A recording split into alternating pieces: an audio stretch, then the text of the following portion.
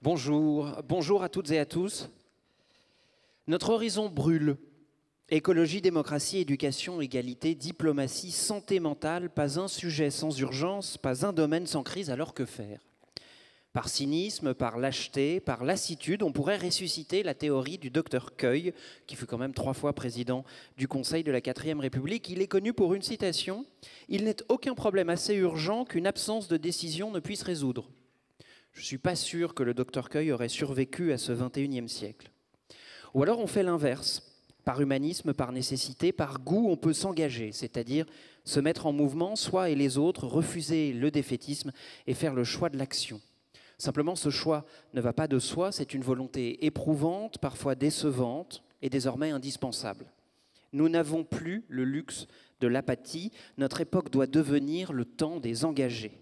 Mais comment retrouver le sens de l'action collective alors que l'épuisement guette celles et ceux qui tentent d'agir, que l'individualisme triomphe dans les bulles de filtre et que les clivages sont amplifiés jusqu'à la rupture? D'abord, en refusant la prophétie autoréalisatrice de l'échec, en amplifiant les actions existantes et en trouvant de nouveaux moyens de toucher et de convaincre un public qui est loin d'être nombriliste. C'est ça le programme de notre après-midi. Soyez les bienvenus à cette édition 2025 de l'Université 21. Et pour ouvrir notre après-midi, voici celui qui nous accueille en ces lieux, le président du Conseil économique, social et environnemental, M. Thierry Baudet.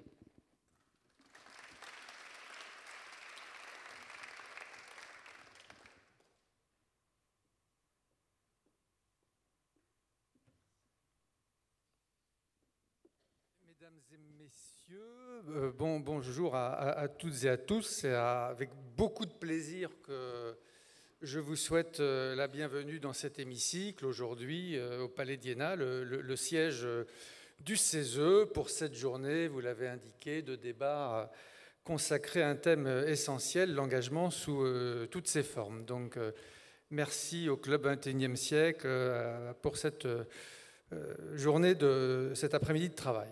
Alors ici, ça résonne parce que très honnêtement, au CESE, nous savons combien l'engagement est une force vitale pour notre démocratie. Notre mission, depuis toujours, est de faire vivre ce lien entre la société civile organisée et les pouvoirs publics. Notre mission est de porter la voix de celles et ceux qui s'engagent, chacun à sa manière, pour faire avancer le bien commun. Et vu du CESE, plus que jamais aujourd'hui, cet engagement revêt des visages multiples et complémentaires. Lorsque les bancs sont occupés par les membres de l'Assemblée, et quand je regarde notre Assemblée, je vois d'abord l'engagement associatif, qui reste l'un des piliers de notre vivre ensemble. La France peut être fière de son tissu associatif, riche de près de 1,5 million d'associations qui accueillent des millions de bénévoles et d'adhérents, vous le savez, dans tous les secteurs et dans tous les espaces de nos vies, que ce soit pour venir en aide aux plus fragiles, animer la vie locale, défendre une cause, ou simplement créer du lien. Et l'engagement associatif illustre ce tiraillement fécond entre notre liberté individuelle et notre souci des autres.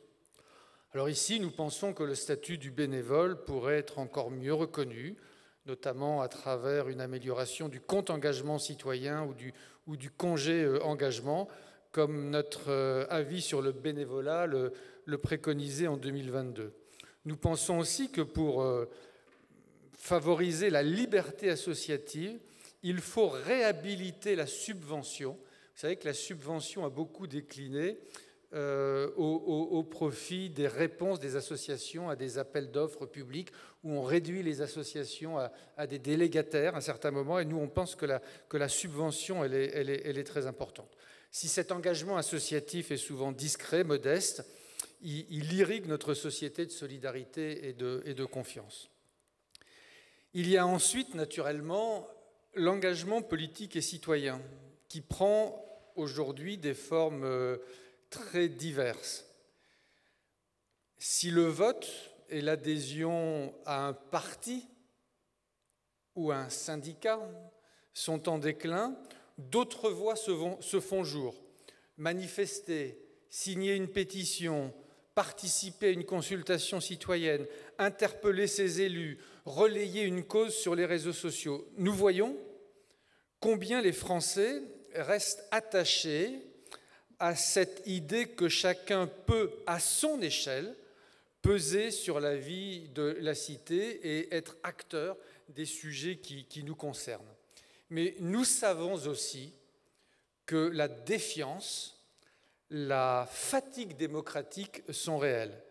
C'est pour cela que nous devons sans cesse imaginer de nouvelles façons de donner corps à la parole citoyenne, statut du citoyen participant, assouplissement des critères du référendum d'initiative partagée, refonte du service civique, pour ne citer que quelques pistes. Et puis ici, habituellement, quand je suis dans cette assemblée, il y a un engagement peu nouveau, l'engagement entrepreneurial, peut-être que je trouve très novateur, qui traduit la volonté d'agir différemment dans le monde économique. Le CESE, Conseil économique, social et environnemental, c'est un bon endroit pour observer cet engagement entrepreneurial. Et des milliers d'entrepreneurs, de dirigeants, de salariés cherchent aujourd'hui à conjuguer performance et responsabilité. Ici, en créant une entreprise à mission, il en existe désormais 2000, je crois, surtout des PME, en rejoignant l'économie sociale et solidaire, ou simplement en intégrant dans leur travail des valeurs de solidarité, d'éthique et de respect de l'environnement. Cet engagement, parfois silencieux, est une réponse perçue comme concrète aux grands défis de notre époque, transition écologique, transition numérique, inclusion, justice sociale.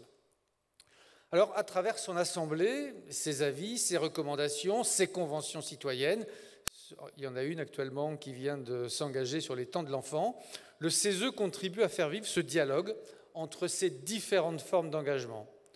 Nous affirmons chaque jour que l'engagement n'est pas seulement un droit, c'est un ferment de démocratie, c'est une chance pour notre société de mieux faire face aux crises et de construire ensemble un avenir plus juste, plus solidaire. De plus, l'Assemblée qui vous accueille aujourd'hui a su prendre à bras-le-corps les questions de diversité très liées à l'engagement. Tout d'abord en vous accueillant, déjà lors de vos universités 21, en accueillant le Davos des banlieues en septembre 2024 pour appeler les investisseurs à investir dans les quartiers, en accueillant les 15 ans de Mosaïque RH qui luttent contre les discriminations à l'emploi par une politique d'inclusion par le travail.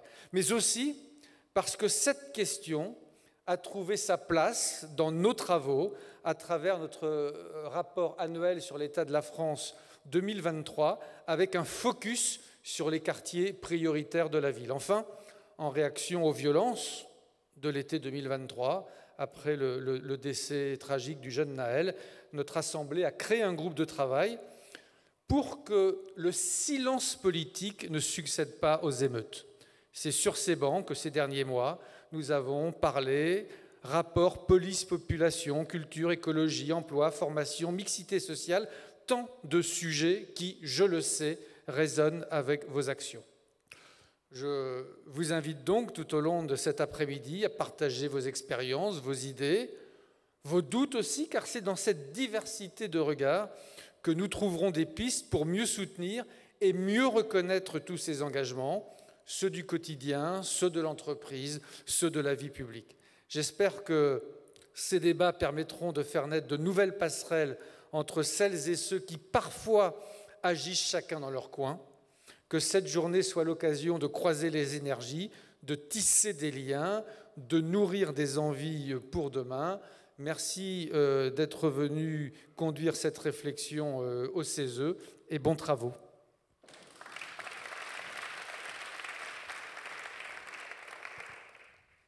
Merci beaucoup, Monsieur le Président. Merci de cette ouverture, merci encore une fois de nous accueillir ici. L'Université 21 est une initiative menée, conçue par les équipes du Club du 21e siècle, dont voici le président, M. Hakim El Karoui.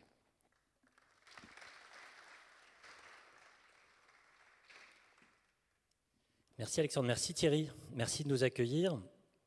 Merci Salima pour le travail extraordinaire réalisé. Et puis, merci à tous. Alors, on est effectivement dans une journée particulière. La dernière fois que le club avait organisé son université ici, il y avait un grand mouvement de grève. Aujourd'hui, il y a la pire canicule qu'on ait jamais eue depuis 2003, époque où j'étais moi-même à Matignon et je vois ce qui s'est passé en 20 ans. Qu'est-ce que ça veut dire? Ça veut dire que plus que jamais, on a besoin d'engagement. Un engagement climatique. Et puis peut-être aussi, au-delà de ça, un engagement démocratique. Le club a été créé il y a 20 ans, un peu plus maintenant, avec une idée. Il faut montrer les réussites des enfants d'immigrés. Pourquoi? Parce que déjà à l'époque, on ne les connaissait pas. Plus vous réussissiez, plus votre différence s'estompait. Et plus vous aviez de problèmes d'insertion dans la société, plus on disait c'est parce que vous êtes de telle ou telle origine. Donc le rôle d'exemple, de modèle, était essentiel. 20 ans après, qu'est-ce qu'on a fait? On a beaucoup travaillé avec des entreprises. Le sujet de la diversité est devenu un sujet RH, très clairement, de toutes les diversités. Et plus il est devenu un sujet RH dans les entreprises, plus il est devenu dans la société un sujet non pas de consensus, mais de dissensus.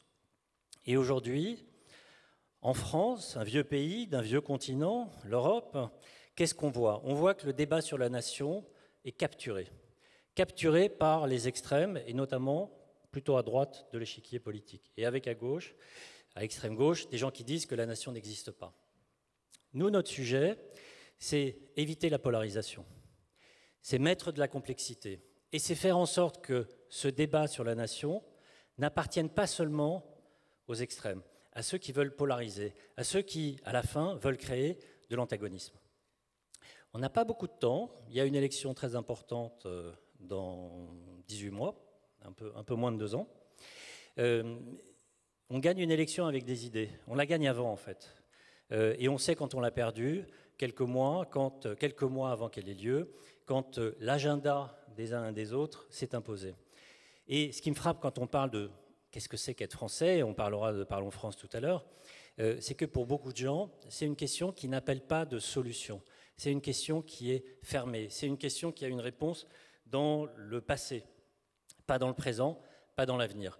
Et donc, le temps désengagé aujourd'hui, c'est ceux qui s'engagent pour construire la France d'aujourd'hui, ceux qui s'engagent pour construire la France de demain, et aussi ceux qui s'engagent pour éviter qu'on finisse par la confrontation. Il y a beaucoup de gens aujourd'hui qui veulent la confrontation. Nous, on a plutôt envie de la paix, mais on pense que la paix, ce n'est pas un slogan, c'est vraiment de l'action. Donc c'est tout le sens de ce qu'on fait, et c'est tout le sens de cette journée. Merci beaucoup.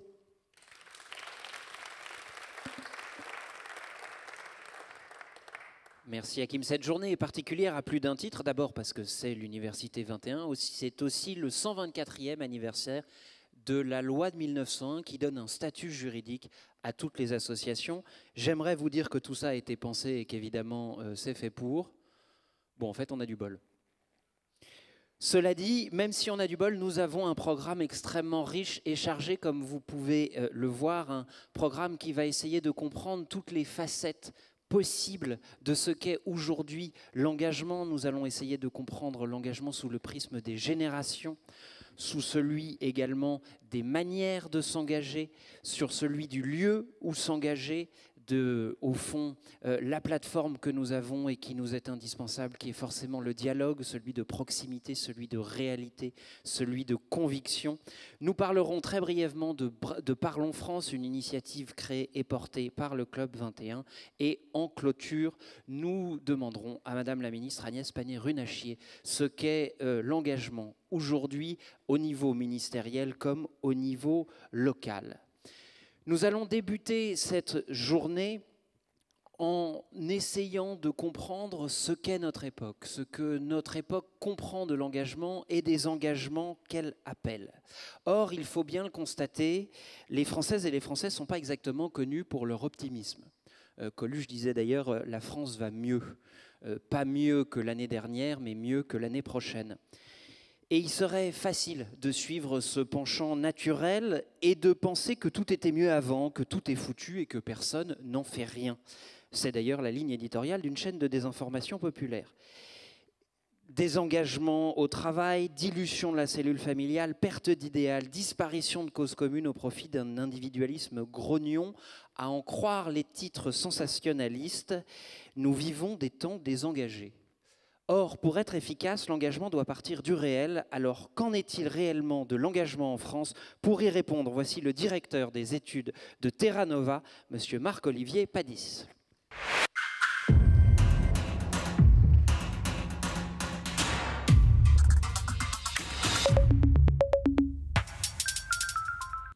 Merci. Alors, quelques mots. Merci de votre invitation. Je dois dire que j'adhère tout à fait à la présentation qui est faite sur le programme. Qui dit l'engagement collectif n'a pas disparu, il a simplement changé de visage. C'est tout à fait la perspective dans laquelle je me situe. Je crois qu'on a trop souvent un regard anachronique sur l'engagement en faisant comme s'il y avait un âge d'or de l'engagement qui devrait faire référence. Et donc on a trop souvent des discours du type « il faut sauver le soldat Ryan », comme s'il y avait quelques militants égarés qu'il fallait mettre dans une réserve protégée. Je crois que ce n'est pas du tout le cas, que l'engagement est présent, encore faut-il savoir l'observer, le reconnaître là où il est. En fait, l'engagement n'est pas une disposition abstraite qui devrait perdurer telle qu'en elle-même à travers le temps. L'engagement est toujours en situation, c'est une question de contexte. Et toutes les générations ont des engagements différents en fonction des urgences du moment. Les générations des jeunes étudiants actuellement sont, à juste titre, très sensibles aux questions du climat, aux questions des discriminations et aux questions du féminisme. Ce n'était pas forcément le cas dans ma génération et dans les générations d'avant, c'était d'autres thèmes qui s'imposaient. Donc, il ne faut pas plaquer sur une génération le regard de la génération précédente. J'ai écrit il y a un peu plus de 20 ans un rapport sur l'engagement des jeunes, et à l'époque, le grand thème des sociologues de la jeunesse, c'était la socialisation politique progressive. Consistait à dire on ne découvre pas tout d'un coup à 18 ans, quand on devient majeur, on a le droit de voter, l'ensemble des possibilités qu'offre la vie civique et politique. On les découvre progressivement. Et de fait, c'est ce qu'on observe dans les jeunes générations. Si dans la génération 68, vous aviez des comités d'action lycéens qui protestaient contre la guerre du Vietnam et qui étaient aux premières loges de mai 68, c'est pas pour autant qu'à 16 ans, tout le monde est politisé. Donc on découvre progressivement pendant ses études, ensuite quand on s'installe, quand on se met en couple, quand on devient parent, c'est des problématiques différentes. Je crois que cette approche sociologique reste assez juste. Ce que négligeaient les sociologues de la jeunesse à l'époque, c'était la variété des engagements. Ils considéraient que l'engagement, c'était essentiellement l'engagement syndical et politique. Faire partie d'une association était à peine considéré comme une forme d'engagement. Participer à une manifestation, par exemple, beaucoup de sociologues n'ont pas considéré pendant très longtemps que c'était un acte d'engagement. Aujourd'hui, c'est compté comme tel. De fait, participer à la Gay Pride, est-ce que c'est un acte d'engagement ou pas? À Paris ou à Budapest? À Budapest, on voit bien que ça a une signification très importante. À Paris aussi, d'ailleurs, mais qui est sursignifiante, je pense, à Budapest. Alors je pense qu'il ne faut pas accorder trop de temps à la question individualisme, pas individualisme. Notre système juridique, économique, politique repose sur l'idée d'un acteur, d'un agent autonome. Nous sommes tous des agents autonomes, c'est comme ça, on vote à titre individuel, on n'a pas de vote familial ou collectif. En tant qu'agent économique, on est considéré comme autonome, etc. Un écrivain post-révolutionnaire, Benjamin Constant, avait écrit, a fait cette distinction, il l'appelait entre la liberté des modernes et la liberté des anciens. La liberté des anciens, c'est-à-dire des Grecs, en fait, de la démocratie grecque essentiellement, c'était la liberté de s'engager dans la vie de la cité. Et la liberté des modernes, c'est quoi? La liberté des modernes, c'est la liberté de vaquer à ses propres occupations, à s'occuper de ses affaires et à déléguer la vie publique à d'autres gens en votant pour des représentants. C'est ça la démocratie représentative. Parce que la démocratie participative athénienne, c'est très bien, mais il faut être sur l'agora toute la journée, toute la semaine. C'est compliqué. Évidemment, si vous avez des esclaves qui travaillent pour vous, c'est plus simple. Mais le citoyen contemporain, lui, c'est aussi un agent économique. Il n'a pas le temps de délibérer sur l'agora tout le temps. Et donc, il délègue. Et c'est à cause de cette idée de la liberté des anciens qu'on pensait pendant tout le XVIIIe, c'était une question classique, que la démocratie n'était pas faite pour un système moderne. C'était certes un système admirable chez les anciens à cause de l'agora, des grands orateurs, mais ça n'avait plus de sens pour nous. Et en fait, la démocratie représentative a trouvé une technologie qui permet de s'occuper de la chose publique, mais sans être présent sur l'agora en permanence. Alors donc, en tant que modernes, nous sommes libres de ne pas nous engager, ou de nous engager. Et je pense qu'il y a aujourd'hui une grande demande de participation. Et c'est ce que montre d'ailleurs aujourd'hui, c'est ce qu'a dit Thierry Baudet, je pense à très juste titre, ce que montrent les conventions citoyennes qui ont eu lieu ici, la convention climat, la convention fin de vie, celle sur les temps de l'enfant qui va commencer, qui répondent à une appétence aujourd'hui. Une des difficultés, c'est que les institutions ne répondent pas toujours à cette demande d'appétence. Il y a aussi une question institutionnelle. Est-ce que les institutions sont ouvertes, et en particulier, est-ce qu'elles sont ouvertes aux jeunes? Quand on regarde les partis politiques, je ne vais pas insister beaucoup là-dessus, mais dans des partis politiques qui ont très peu d'adhérents et de militants, l'adhésion est un enjeu de pouvoir. Hier, les militants socialistes ont voté pour leur candidat 1500 votants. Donc un votant de plus, enfin un adhérent de plus dans une section locale du Parti socialiste, ça peut faire basculer une élection. Et je ne parle même pas des partis dans lesquels il n'y a pas d'adhérents à proprement parler, qui n'ont pas le droit de participer à une assemblée générale qui élit un bureau politique, etc. Tout ça, c'est terminé dans les partis politiques. Ça n'existe plus. Et donc, les partis n'ont jamais vraiment fait un effort pour faire entrer des militants et des adhérents parmi eux. Et encore moins pour les former comme on le sait. Bref, il faut faire attention à l'ouverture institutionnelle. Parce que l'appétence du côté des citoyens, et par exemple des jeunes, elle est présente. Regardez le succès du service civique. Le service civique, c'est une belle initiative, et j'ai à l'instant une pensée pour François Chérec qui s'était investi pour développer le service civique, qui montre qu'il y a une forte appétence sur ce sujet. Mais je crois, pour finir, qu'il y a une forte diversité aujourd'hui des modalités d'engagement. Pour le dire simplement, on s'engage moins aujourd'hui à partir d'une lecture idéologique du futur qu'à partir d'expériences personnelles ou de ce que Pierre-Rosan Vallon appelle les épreuves de la vie. Stéphane Hessel avait écrit un livre, vous vous souvenez peut-être, qui était « Indignez-vous ».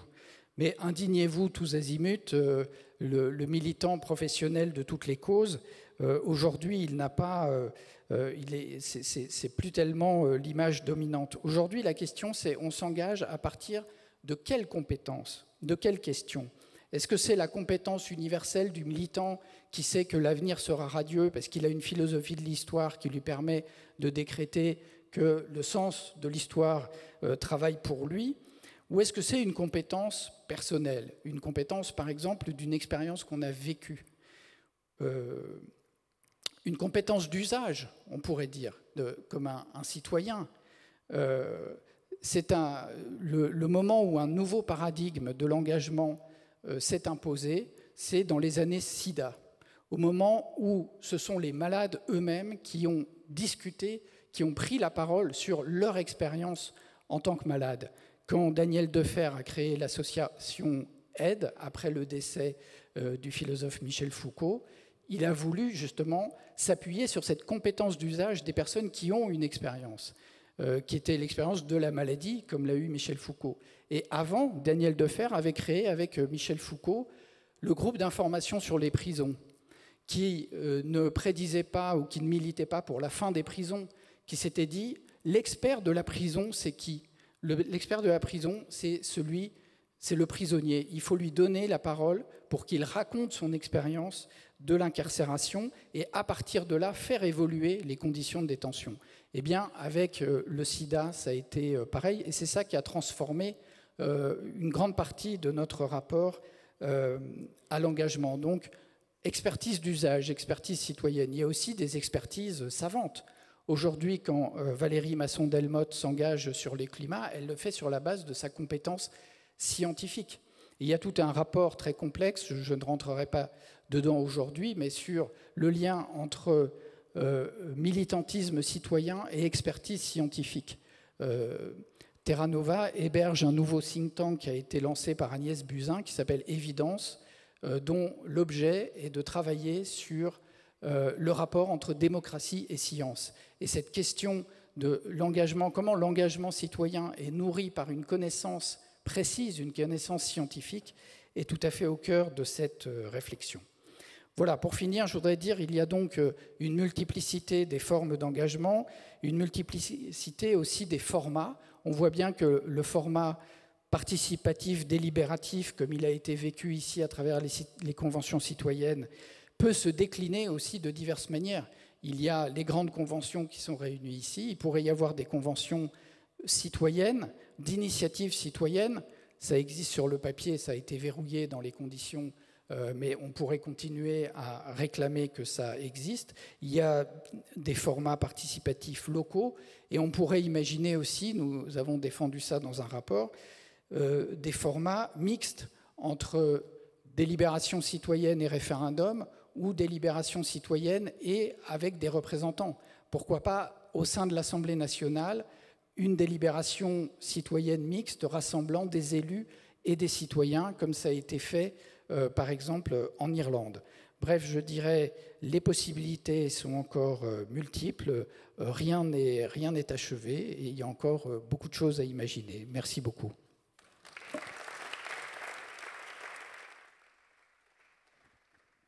Merci beaucoup, Monsieur Padis. Merci de nous avoir rappelé que l'engagement n'est pas mort, qu'il mute et qu'il n'a pas fini de muter. Merci aussi de nous avoir rappelé que non, on ne vivait pas mieux dans la France de Charles Martel et que d'ailleurs, la France des engagés existe encore. Sachez, juste à titre indicatif, par exemple, qu'il y a, selon l'IFOP, environ 12,5 millions de personnes engagées dans une association au moins, dont 5,5 millions en action chaque semaine. Car il est possible, il est même urgent d'agir, et surtout au niveau local. Voici venu partager avec nous son constat du terrain. Voici le maire de Massy, le vice-président du Grand Paris et l'auteur de l'ouvrage Excellent français. Voici donc Nicolas Samsoun.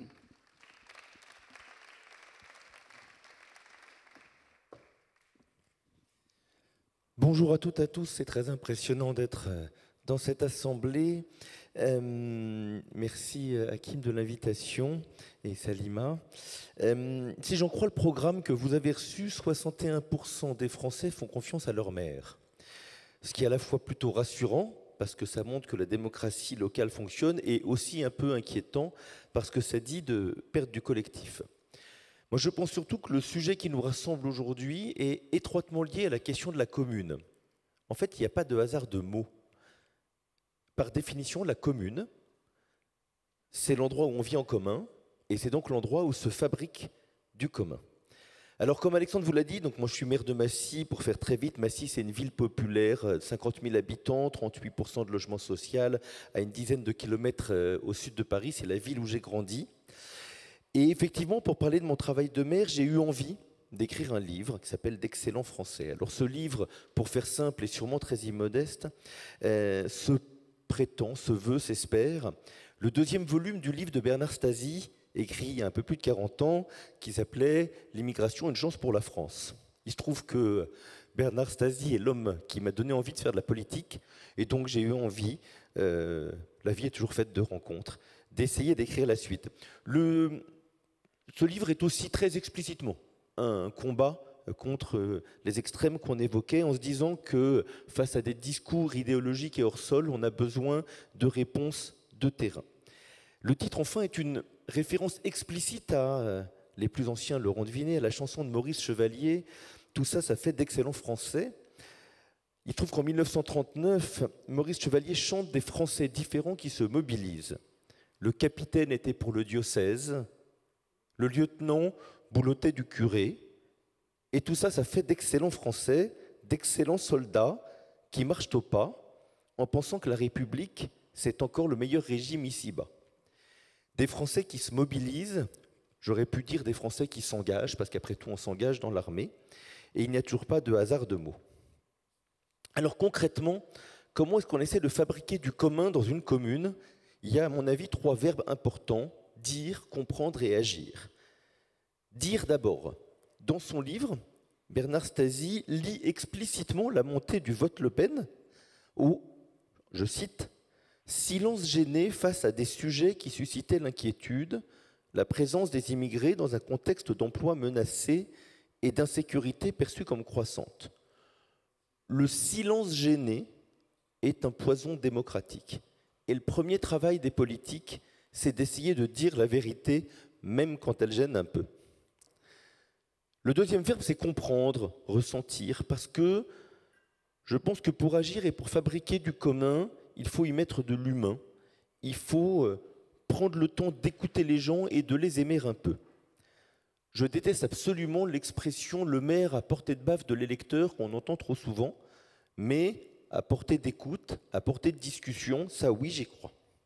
Enfin, le troisième verbe, c'est agir. Alors, je vais prendre quelques exemples concrets.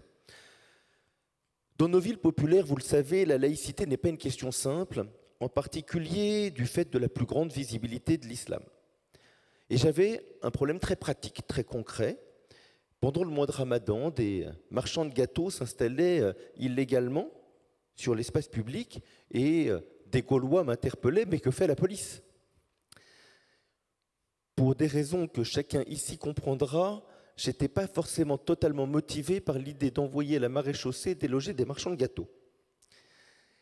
Et donc, on a inventé quelque chose, et on a inventé un marché oriental. Alors, on dit marché oriental pour montrer qu'il est ouvert, mais il est très explicitement et de manière assumée organisé pendant le mois de Ramadan.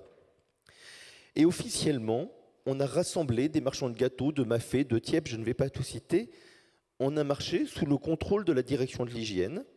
Et non seulement on a résolu le problème d'occupation illégale, mais on en a fait une fierté pour la ville. C'est un lieu qui est évidemment utile aux musulmans de la ville, qui achètent les mets pour la rupture du jeûne, mais qui est ouvert à tous. Et beaucoup de non-musulmans y viennent. Il a aussi une vocation sociale, parce qu'il permet à des familles d'y gagner très honnêtement de l'argent. Et enfin, il est un moment de rencontre et d'ouverture. Deuxième exemple très concret, quand il s'est agi d'ouvrir un nouveau collège, on a dessiné une carte scolaire qui mélange vraiment mixte, quitte à tordre les logiques de proximité et à prendre des logements sociaux un peu plus lointains pour les rapprocher du collège. Alors ça, tout le monde est d'accord sur le papier, mais pour cela, quand il s'agit de le faire, on s'est heurté à un ennemi redoutable qui est la force d'inertie, parce qu'en fait, on n'avait pas l'habitude de faire comme ça. Troisième exemple, c'est l'idée d'accompagnement. À Massy, on est confronté à des gens qui arrivent, qui ne maîtrisent pas le français et qui ont des enfants à l'école. L'État a créé un dispositif absolument merveilleux qui s'appelle l'école des parents.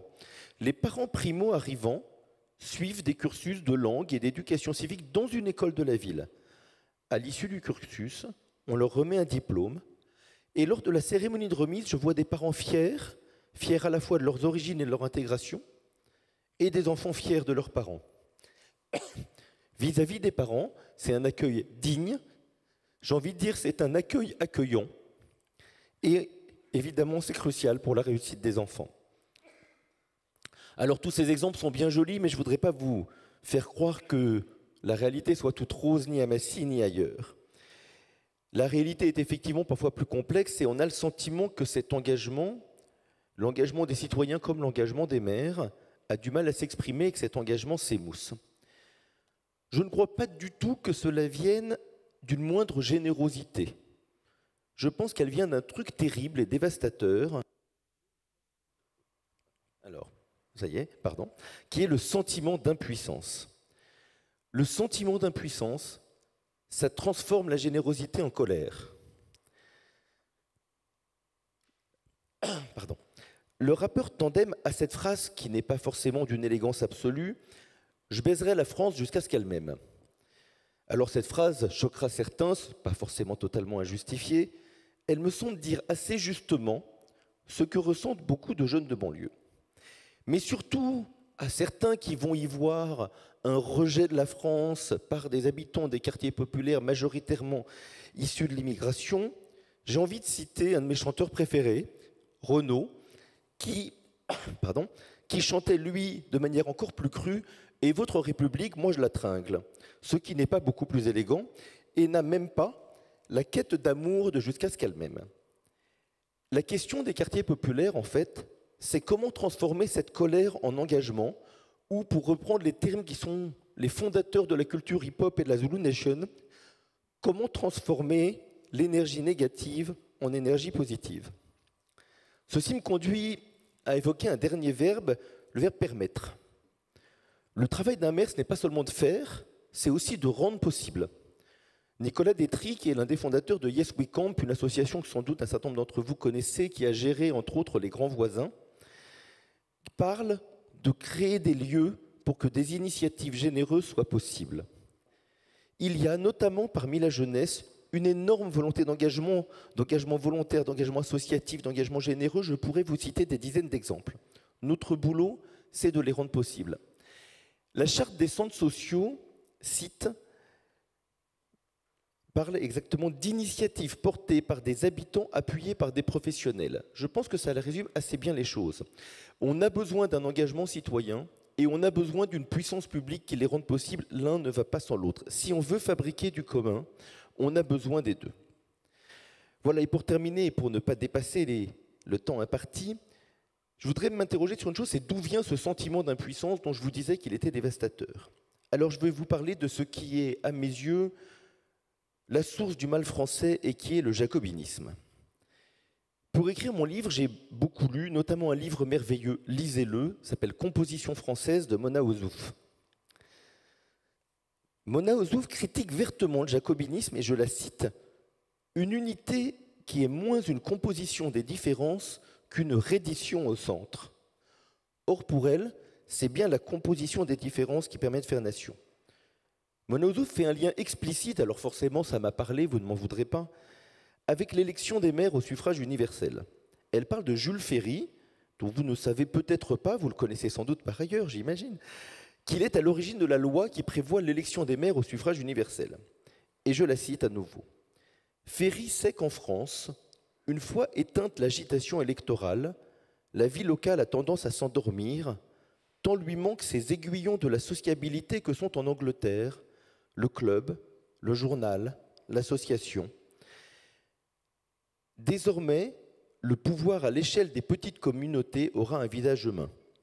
L'élection des maires au suffrage universel, c'est une solution française qui concilie notre amour des institutions, des choses bien tranchées, et ce besoin de faire vivre la communauté, comme disent les Anglais. Vous le savez, depuis 20 ans, les communes ont été très affaiblies, notamment par la montée des intercommunalités, par un millefeuille territorial auquel plus personne ne comprend rien. Dans le rapport Borloo sur les banlieues, que je crois Emmanuel Macron a écarté peut-être un peu rapidement, même si tout n'était pas à prendre sans doute, une des propositions, c'était de donner des moyens et des libertés aux communes. Je crois, alors vous penserez sans doute que je plaide pour ma paroisse, mais j'assume que cette proposition est la plus importante et que toutes les autres, très concrètes, sur l'école, sur le logement, en découlent. Je crois qu'on a besoin de communes fortes et qu'elles sont un chemin pour permettre l'engagement. Et paradoxalement, je suis convaincu qu'en repartant du terrain, de la petite république dans la grande, c'est la formule de Jules Barny pour parler de la commune, on pourra retrouver sur quelques grands sujets qui relèvent, eux, incontestablement de l'échelle nationale, une envie collective de faire nation. Je vous remercie.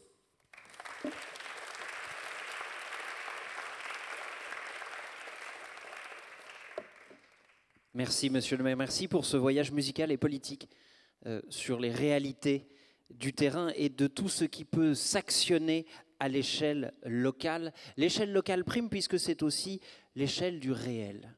On ne peut pas s'engager si on ne s'engage pas sur le réel. On ne peut pas s'engager si on veut faire autre chose que le changer ensemble. Il faut donc s'accorder sur les problèmes comme les solutions. En d'autres termes, pour changer le réel, il faut forcément en passer par le dialogue et par le langage. Mais alors, comment faire si le langage ment ? C'est sur cette étrange tournure, envoyée comme ça par un mail un peu au débotté, que notre prochain intervenant va se retrouver devant vous sur cette scène. Il va tenter de répondre à cette question aussi actuelle qu'épineuse. Voici celui qui manie la langue comme personne. Il est avocat, formateur à la prise de parole et auteur. Son dernier ouvrage, c'est Prendre la parole, pas de panique. Voici Bertrand Perrier.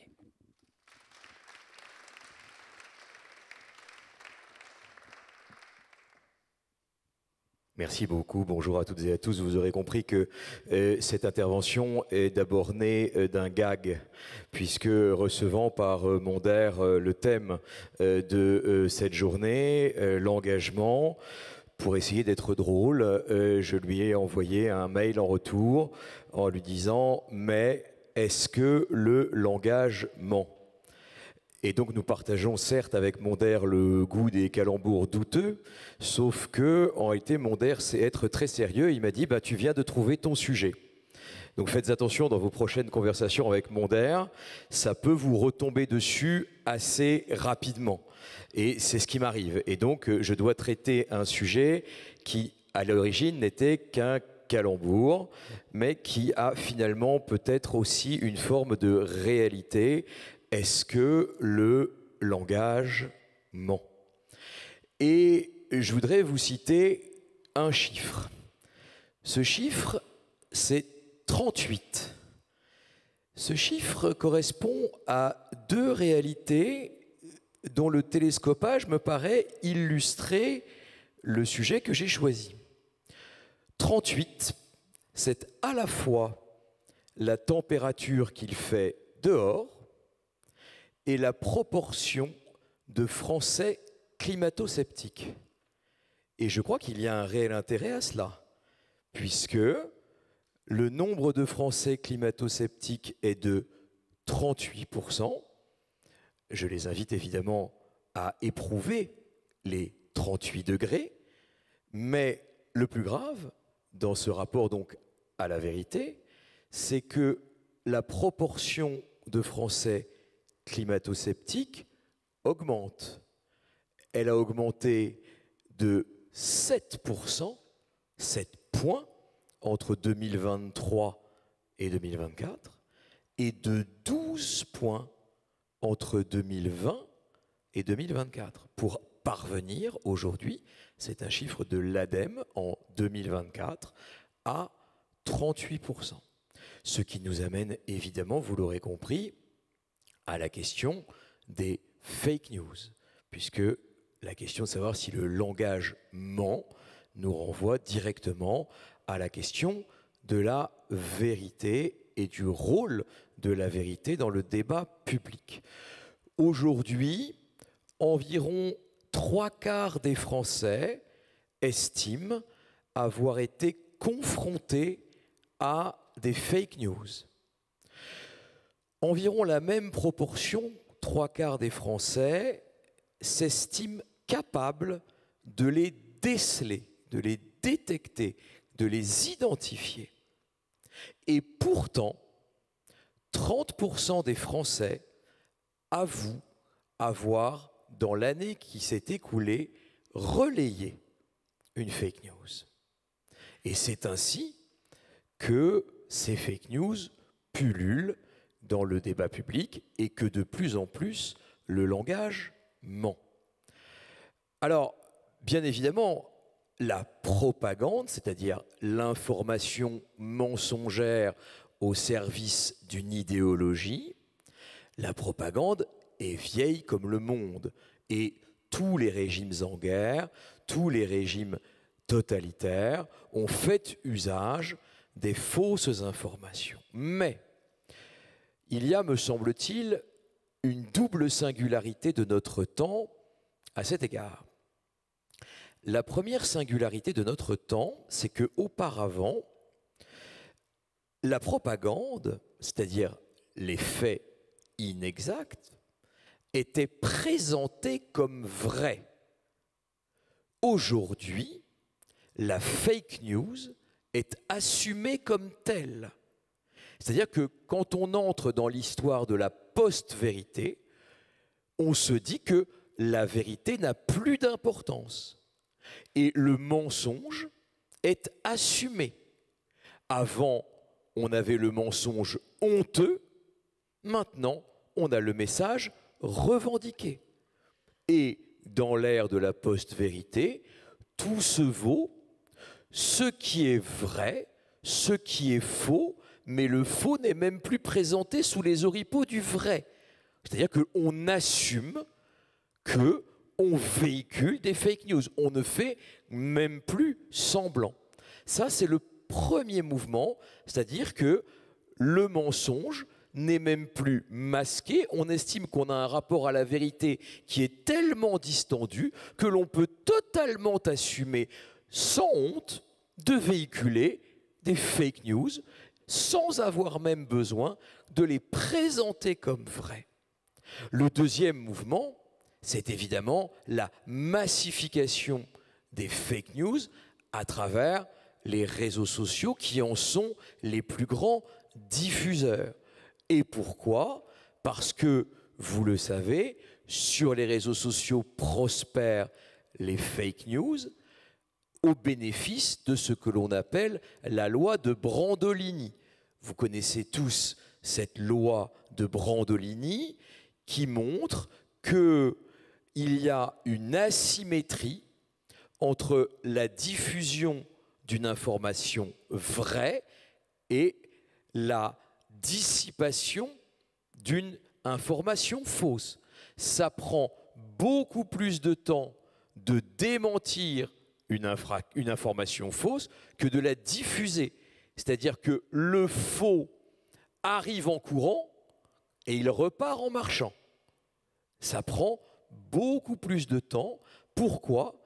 Eh bien, parce que dans un premier temps, le faux a plus d'impact que le vrai, parce qu'il est plus séduisant, il est plus différent, alors que le réel est plus complexe.